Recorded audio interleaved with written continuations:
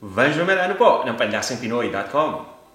Ngayong araw na ito magluluto tayo ng isang special na Cebuano dish.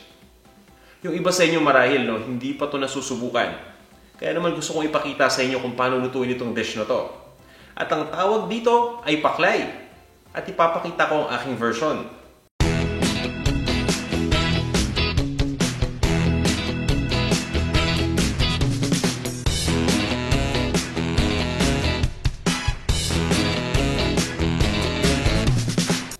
Ito yung mga ingredients na gagamitin natin para sa pagluto nito. Puso ng baboy. Ito yung malaman na bahagi. Gagamit din tayo dito ng atay ng baboy. Ito yung tinatawag natin na arteries, na bahagi pa rin ng puso ng baboy. Hiniwa lang natin. Laman ng baboy.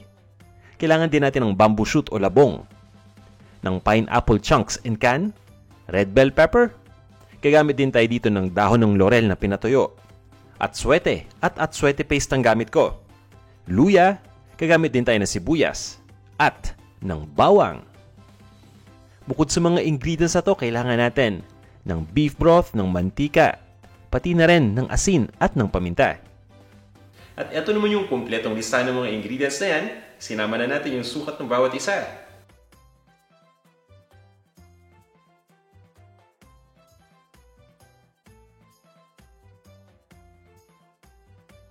Kumpletuhin nyo yung mga ingredients. At kung handa na kayo, tara na, samahan nyo na ako magluto. Ang una nating gagawin ay igigisa muna natin yung atay ng baboy sa luya nang sa ganun ay mabawasan ito ng lansa. Kaya naman nagpainit lang ako ng mantika dito sa isang cooking pot. At once na mainit na yung mantika, ilagay na natin yung kalahati ng luya. Ayan, ito yung minced ginger o yung luya na hiniwa ko lang ng maliliit na peraso. Igisa lang natin itong luya ng mga 20 seconds.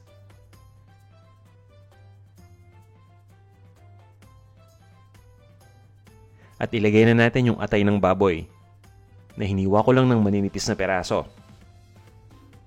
Ginagawa ko tong step na to para makatulong na mabawasan yung lansa dito sa atay. Pero kung mahilig kayo sa atay at okay na sa inyo yung lasa nito as is, pwedeng skip nyo na tong step na to. Lulutuin lang natin yung atay hanggang sa mag-brown lang yung outer part, so bahagyang luto lang. At pagkatapos iset aside muna natin. Ituloy na natin yung pagluto.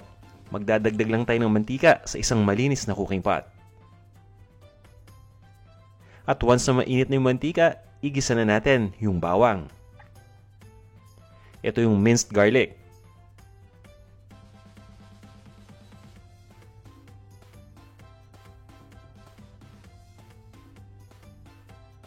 Ilalagay ko na din dito yung sibuyas. Nag-chop lang ako ng dilaw ng sibuyas.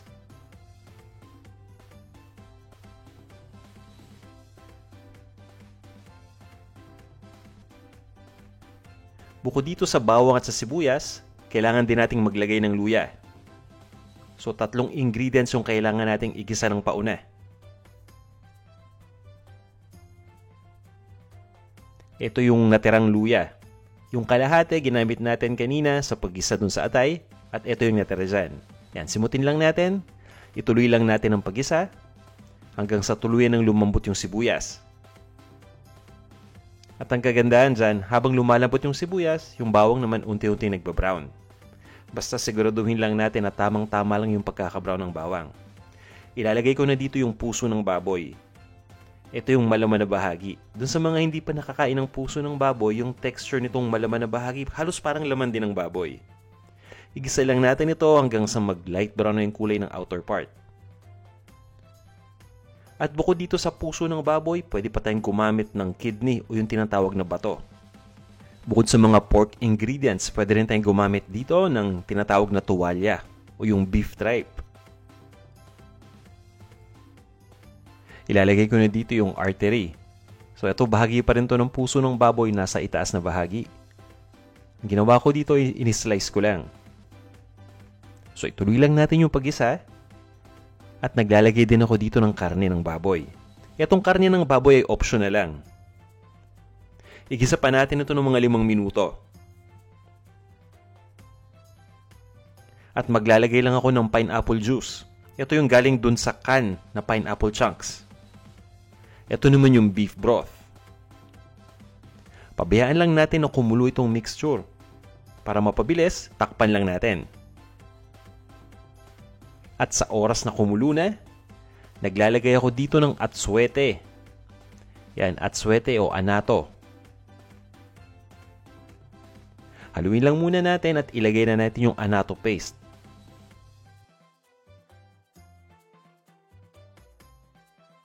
Bukod dito ay pwede kayong gumamit ng anato powder. Ito naman yung ating dried bay leaves o yung pinatuyong dahon ng laurel. Haluin lang natin. At tatakpan ko lang itong ating lutuan. Lulutuin ko lang ito ng 1 oras o hanggang sa lumambot na yung mga ingredients na nilagay natin. Mapapansin niyo na magkakakulay na to dahil dun sa atsuete. So hindi yan tomato sauce ha. Yung purpose ng atsuete para lang bigyan ng kulay itong dish. Okay, ngayon ilagay na natin yung ibang mga ingredients pa. Ito yung atay ng baboy na niluto natin ng umpisa. Yan, so wala na masyadong lansa yan. Haluin lang natin at napaka-importante nitong ingredient na to dahil nagbibigay ito ng lasa dito sa paklay. Ito naman yung pineapple chunks. Ang susunod kong ilalagay yung tinatawag na bamboo shoots na mas kilala sa atin sa tawag na labong. Yan, hiniwa ko lang itong labong into strips. Ito naman yung red bell pepper. Haluin lang natin. Ito-toss lang natin ito hanggang sa mag-mix na o mag-blend na mabuti yung mga ingredients.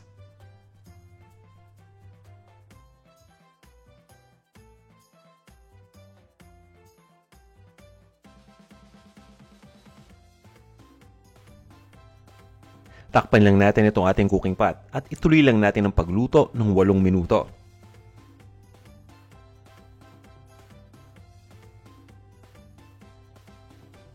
At makaraan ng 8 minuto, titimplahan na natin. Maglalagay lang ako dito ng ground black pepper. At nasa sa inyo kung gaano karami. Pati na rin ang asin.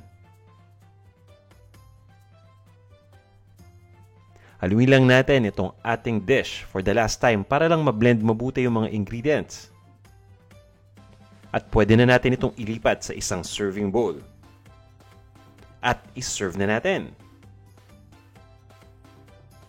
Ito na ang ating paklay. Tikman na natin itong paklay. Yung sabaw muna. Napakalasa. At nalalasahan ko yung tamis galing doon sa pinya. Nakakatulong para lalo magpasarap dito. Ito naman yung atay at yung puso ng baboy.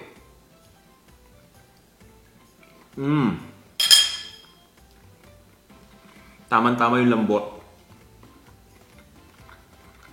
At syempre yung atay malasang-malasa, no? Pag sinamahan natin ng labong o ng bamboo shoot, tingnan natin kung ano yung magiging lasa. Kasi alam niyo lahat ng mga components dito, lahat ng mga ingredients, may iba't ibang mga flavor profile. Kapag pinagsama-sama natin itong mga ingredients na to, nagke-create ito ng isang unified na flavor na sa tingin ko, masarap. Successful na successful, kumbaga. Yun.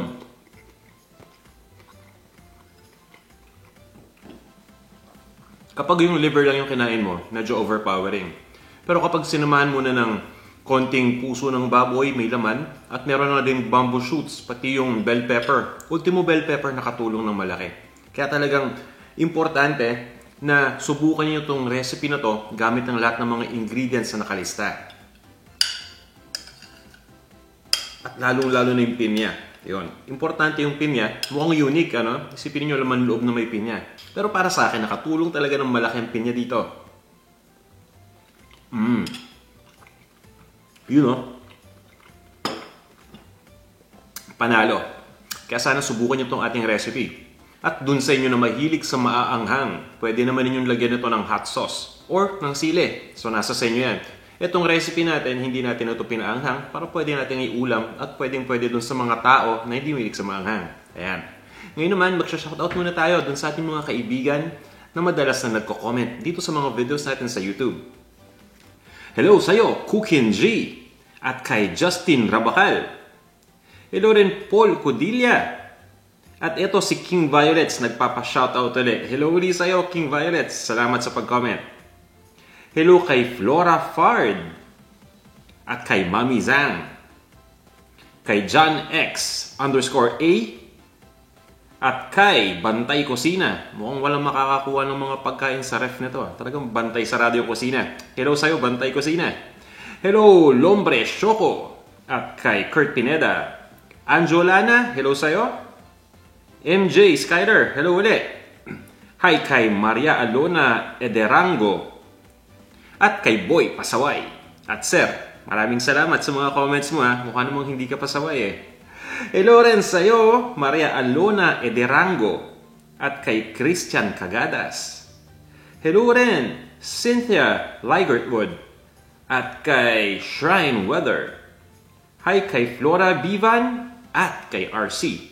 Yan, maraming salamat sa inyo guys. Sa walang sawa ninyong pag-comment dito sa ating mga videos. So kung meron kayong mga suggestions, feedback o mga tanong, mag-comment lang kayo. At pipilitin natin na batiin kayo at i-shoutout sa ating mga susunod na videos pa. Kung nagustuhan niyo itong ating featured recipe ngayon, huwag niyong kalimutang i-like itong ating video. At kung hindi ka pa nagsasubscribe o bago ka pa lang dito sa Pandasang Pinoy, iniimbitahan kita na mag-subscribe na ngayon. I-check mo lang yung subscribe button na nandyan sa ilalim ng video mo. Pakiclick lang yan at huwag mong kakalimutan i-allow yung notification. Maraming salamat sa inyong lahat sa walang sawa ninyong pagsubaybay at magkita-kita ulit tayo sa ating susunod na video. Hanggang sa muli!